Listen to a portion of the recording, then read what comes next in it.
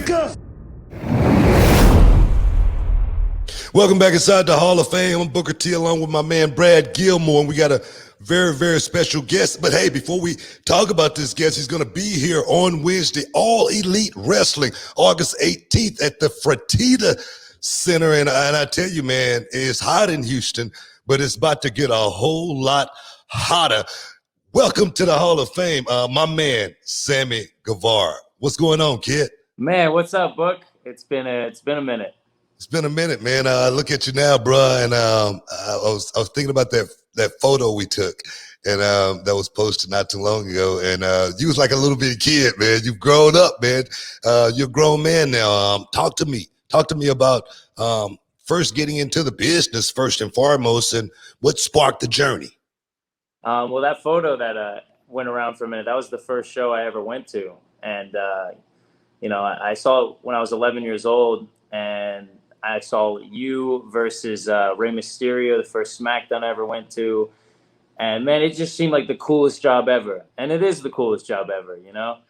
Getting to go and do all these amazing things in front of all these people. Pretty much all of it, from the promos to the in-ring, it all just, like, sparked my interest. And I trained at this school you might know of. A very great school. I'd recommend it. Oh wait, I think it's your school. That's Yeah.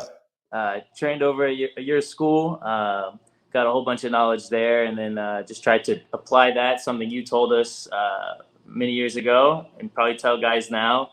You give us the tools, but it's up to us to go out and use those tools. So I went out and tried to use the tools that you gave me. Man, I still telling that to my students to this day, man.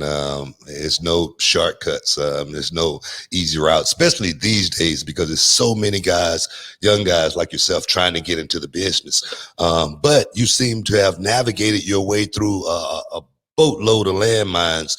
Talk to me about that, man. Making it to the next level. How did it happen for you so quick? Talk to me about that.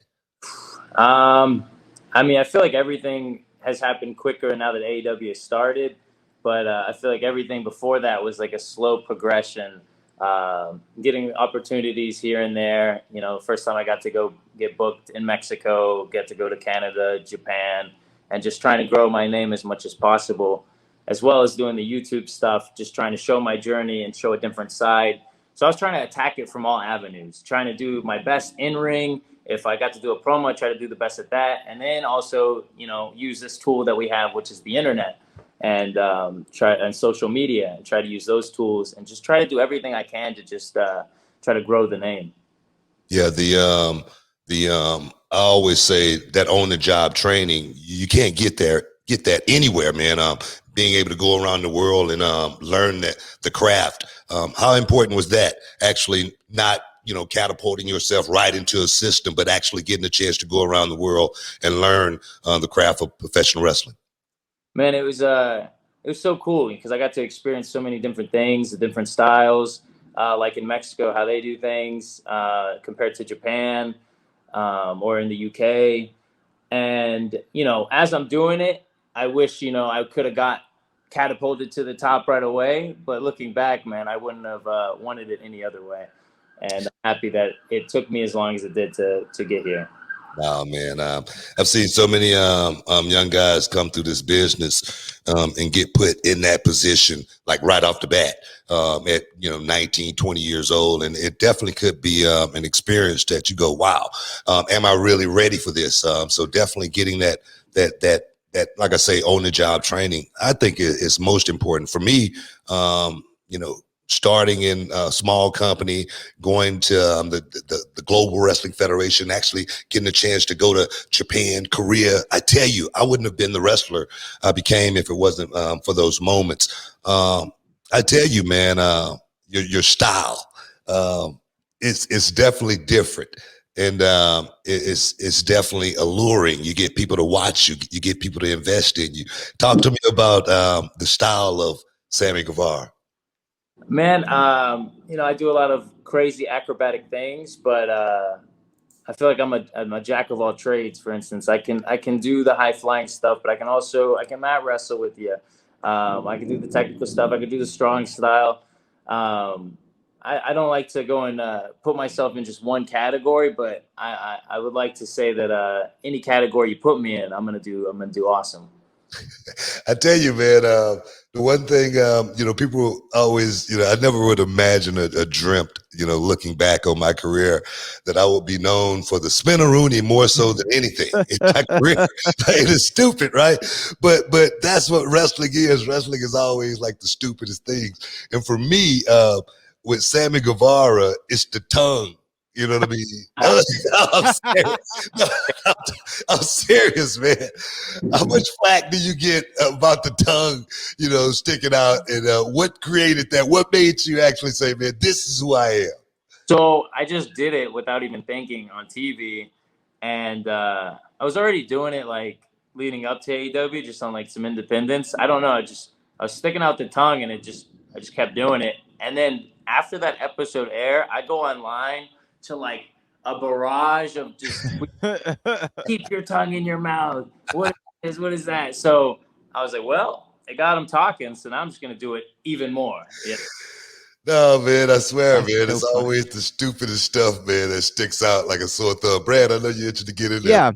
Yeah. I want to ask you, because I heard you, obviously you trained at books, and there's been some great colorful characters who've come in and out of reality wrestling. But correct me if I'm wrong, your first match at reality wrestling or with Booker was it with Joey Jersey? Is this right? Right, yeah. Yeah. So talk to me about what you remember about your first match. I remember, Book, you called me into your office, and I remember you told me like my cat almost died over here. No, I remember, Book, you called me into your office and you were like, kid, you think you're ready for your first match? And it was probably super obvious then. I was very nervous, but I was like, hell yeah, let's do it. And I didn't know for sure if I was ready or not. But one thing you told me that stuck with me to this day is you said if the worst thing that's going to happen is you're going to go out there and you're going to have a bad match, your day's going to be okay. If that's the absolute worst thing that's going to happen, you're just going to have a bad match, life's going to be okay. So I took a deep breath, and so we ended up doing the match. And I remember I was like a fan in the crowd, and actually like went to where the fans were getting tickets. They got like a fake ticket. Charmel gave me one, said I paid $0. And I remember I was so nervous. I just kept bending up the paper, like the little ticket over and over, just waiting. Jesus. Yeah, right. It looks, I can't even see outside. It's raining so bad. But no, then Joey, he carried me through the whole thing, and it was so much fun, man. I remember they were chanting like "We want Sammy" throughout the show, because after I got the win, I jumped over the barricade and ran away. It was such a fun match. I never got to actually watch it back. So, Book, if you have the footage, please send me. Yeah. Well, I definitely get that to you, man.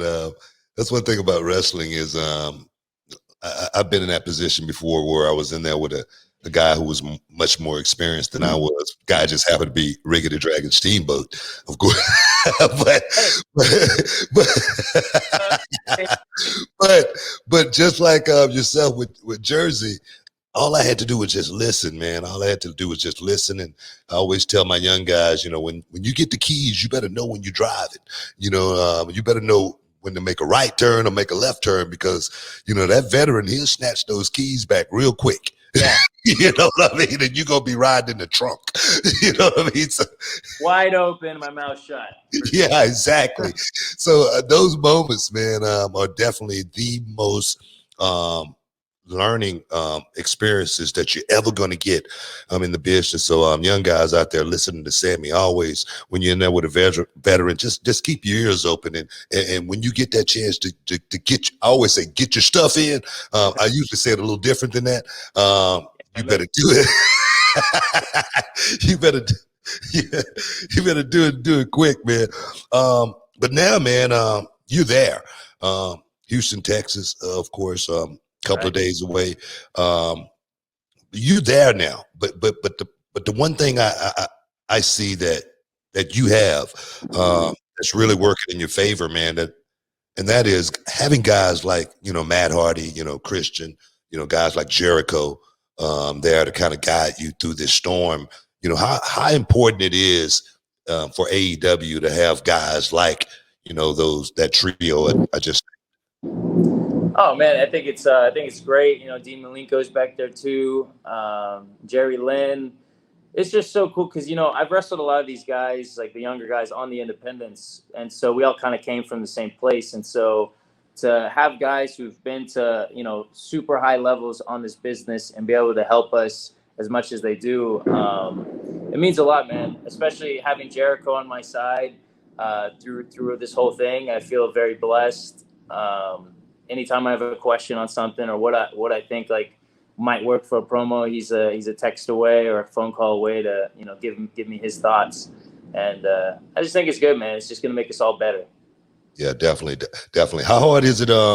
You know, something I never had to worry about, but working within the social media world, like you say, as soon as you lick the tongue out one time, you know, open your timeline and it's full with, you know, people, you know, saying, "Hey, man, what are you doing?" How hard is it, you know, for the young guys working today in the social media world, not just working in the social media world, but being able to use social media to go out there and get themselves over? Yeah, I mean, social media, it's a blessing and a curse. I feel like what I've learned over the past 2 years of being in AEW is just not to take anything to heart on social media. You know, you can listen to it, you could see the criticism here and there, but I don't think any of it's really real. You know, of course, we love the love more than we love the hate. Yeah. But you just got to have your core group of people. You know, the social media is not going to pay your bills. I mean, well. The tweets won't pay your bills. Yeah. Yeah, I know you're making that YouTube money, you know. You know it. Too, you know. But no, you know, these comments, they're not gonna help you as much as your core group will help you. So just have people that you trust really, and that their opinions matter more than, you know, some Joe Blow telling you to go screw off and whatnot. You know. Yeah, I tell you, man, they hate me on social media. They hate me some days, they love me some days. That's the thing, though. That's the thing. Some days they love me. You know, like right now, talk with Sammy Guevara, my timeline gonna be nothing but love. You know what I mean? Yeah, Sammy on there. Oh, we love him. You know what I mean? So this for me, man, is awesome. Brad, go ahead, man.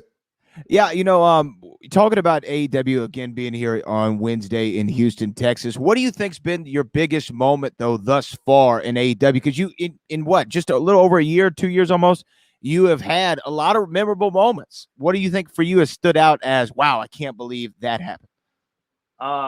Yeah, man, I feel like I've had a lot of moments as well. It's like even moments that like maybe weren't even supposed to happen. I tried to make the most out of any opportunity that was ever given to me. And that's what I've tried to do my entire career, from getting hit with a golf cart and trying to take it possible, to getting super kicked by Matt Jackson and folding up like a pretzel. But I think the biggest one would have to be a Double or Nothing this year, getting the win for the Inner Circle, keeping them together, and closing out a pay-per-view. That was a big moment. My girlfriend was right there in the front row, and she's been around almost the whole entire journey. She saw me wrestle here in Houston in front of 7 people to now be in front of 5,000 people closing out a pay-per-view. It was such a night I'll never forget. Awesome. I tell you, I'm back to Houston, man. What can we expect, man? What can we expect from AEW? Because this is the first time Houston has ever had the AEW experience. So what can the Houstonians expect come Wednesday? Oh, man. Well, Houston, luckily Sammy Guevara's on the card, so you know it's going to be something great. And I mean, Sting's wrestling for the first time in like I don't know how many years on TNT, so that's going to be history right there. Jericho versus MJF, you know, Jericho's got that in the bag. But man, most importantly, man, I feel like we're all just going to go out and go crazy because, you know, we were supposed to have this show before the whole pandemic. And now we're finally here. We're finally in Houston. And so we got to give these people something great. And I know I'm going to. Boom. You heard that, guys. Wednesday, August 18th, Sting, MJF, you know, Sammy Guevara, the whole AEW crew will be in town. They even extended an invite to me. So I might step down there and see you, kid. And they see what the reality of wrestling turned out, man. But I tell you, man, you are on the way, man. You're on the rise. I tell you, as far as Sammy Guevara, what's the ultimate goal for Sammy Guevara? Man, I've said it since before I even started wrestling. It was to be the world champion. So, I gotta get the belt. Maybe I'll get it 5 times like you, 6 times like you. Gotta get it once, before I call it all. Hey man, it's gonna happen, man. It's gonna happen. Just keep doing what you do. Like me and Brad always say on the show, making these suckers bow down. That's right. Say, "Daddy, I don't want that." That's what I'm all about. But I just want to say thank you, bro, and I'm so proud. I'm so proud of what you've become and what you're doing, and as well as the way you represent. I really appreciate that. I always know that you are a role model, man. You got a lot of young people looking up to you, and I say young people aspire to be what they see, and they see Sammy Guevara right now, so they're inspired to be you. I always know that right there, man. That is that's a hell of a responsibility, and that's coming from your sensei. Keep doing what you do, young man, and can't wait to see you on Wednesday. Thank you so much. Life's such a trip, going for my first show, watching you and Ray for the world title on a SmackDown, wanting to do this, and then for you to tell me there's kids watching me the way I watched you. It's a trip.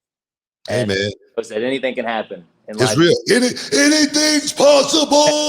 That's the way we do it, man. Hey, man, Sammy, thanks for giving me some time inside the Hall of Fame.